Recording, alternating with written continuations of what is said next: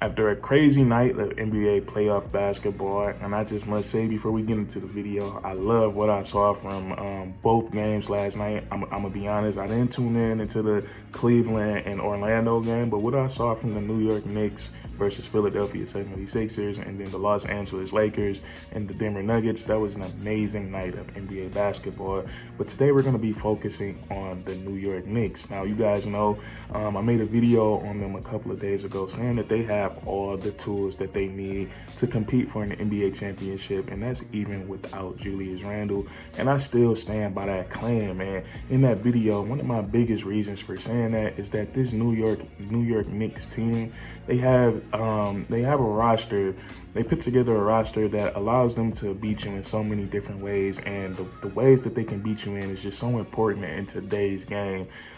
In today's game of NBA basketball. And we're so accustomed with Julius Randle being injured, we're so accustomed to just seeing teams win championships and make deep playoff runs when they have two superstars and when they have three superstars out on the court. And I think the New York Knicks, they have a chance to be an anomaly when it comes to that standpoint, because we look at these first two games, and we talked about this in the last video.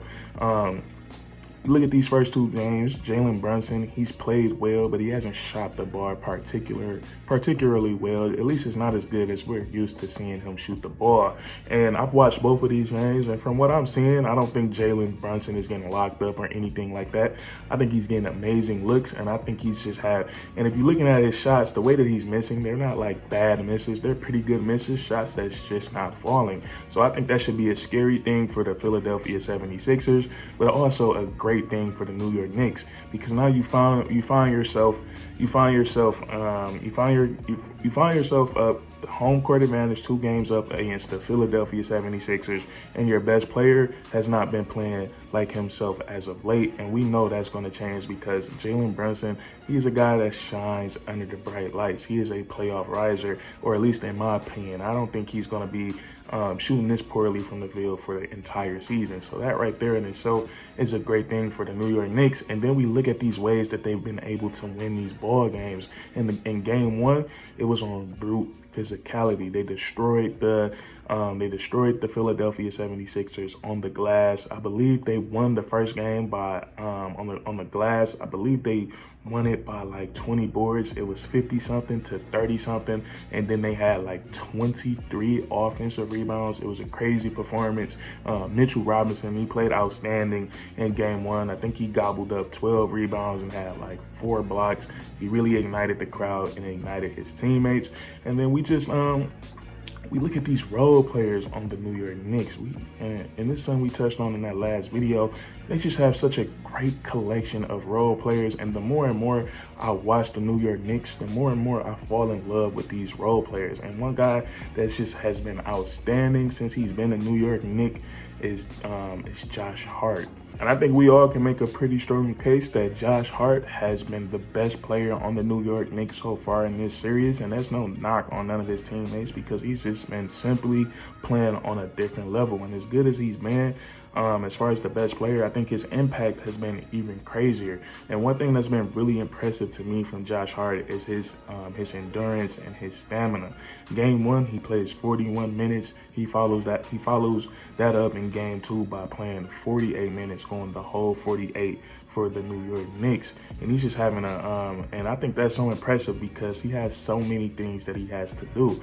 What he has to do on the defensive side of the ball, the assignments that he's taking on, and then also what he's doing on the glass, offensive and defensive rebounding. He's gonna go for every single rebound, and he's so damn good at it. It's like, I've really been loving watching Josh Hart play, and then also figuring out ways to score the basketball. He is making the Philadelphia 76ers look silly, because they have been daring him to score the basketball, and he's been doing a great job at answering that disrespect. Now in game 1, they tried to leave him wide open in the 4th quarter. He knocked down some big time threes. He finished that game with 21 points, 13 rebounds, and knocking down 4 3-pointers. All of those stats were so big time for the New York Knicks, and they needed every single point from Josh Hart, and they needed every single rebound. Game 2, he comes out with that same frenetic energy. He grabs 15 rebounds in this game. he scores 21 points and he knocks down 4 3-pointers in the first half to keep the New York Knicks in the game. The Philadelphia, like we all know, game 2 in the series is so hard for the team that won because that second team, nobody wants to go down 0-2. So the team that lost, they make so many adjustments. They have so many counters, and you have to be ready for that. So Josh Hart knocking down those 4 3-pointers in the first half was so big time. So I think Josh Hart, he has been big time for the New York Knicks, and I just want to give him his props because when it comes to a series like this, when you have Julius Randle, when you have Jalen Brunson and you have Joel Embiid, and when you have Tyrese Maxey and these guys in these series, a guy like Josh Hart playing the way that he is, I don't think he's not gonna get the type of credit that he deserves. But I think he's been lights out for the New York Knicks so far in this series.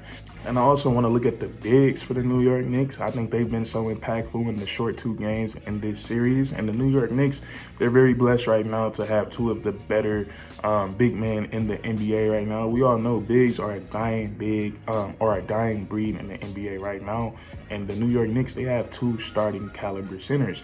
Now in the first game, it was Mitchell Robinson, who played more minutes. He played 30 minutes. Isaiah Hartenstein, he didn't have the best game, but not the New York Knicks. They have 2 starting caliber centers. So Mitchell Robinson, he was able to pick up that slack. He only scored 8 points, but he grabbed 12 rebounds.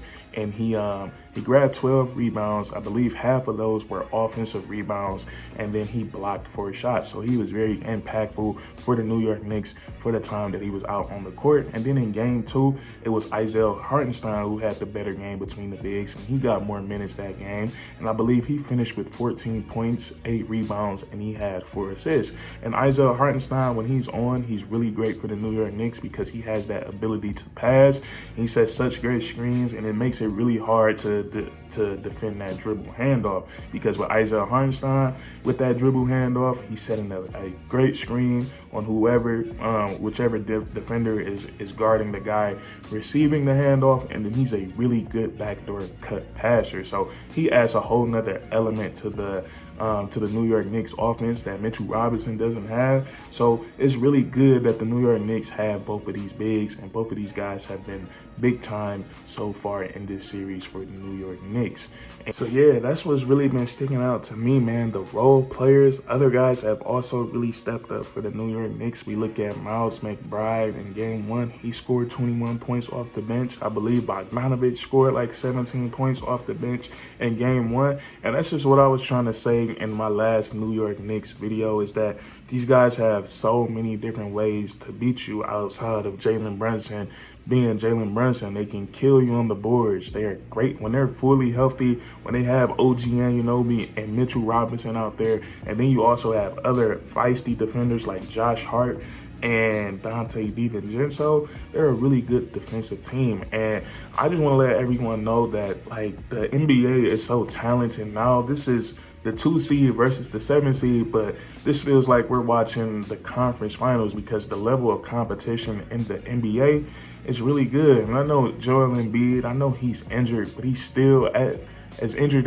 as he is, he's still a huge problem. He was still able to get the Philadelphia 76ers 35 points and 10 rebounds and 6 assists while he's hobbled. So this is not no easy task for the New York Knicks. They got Tyrese Maxey, he's averaging 33 points per game in this series right now. They're playing up against a really good ball club that has a really good offense and defense, and they have a really good coach. And not to mention, the New York Knicks are missing an all-star caliber player. So I think we just need to realize that without Julius Randle, the New York Knicks are still a really good ball club. But that's what I want to talk about with you guys today.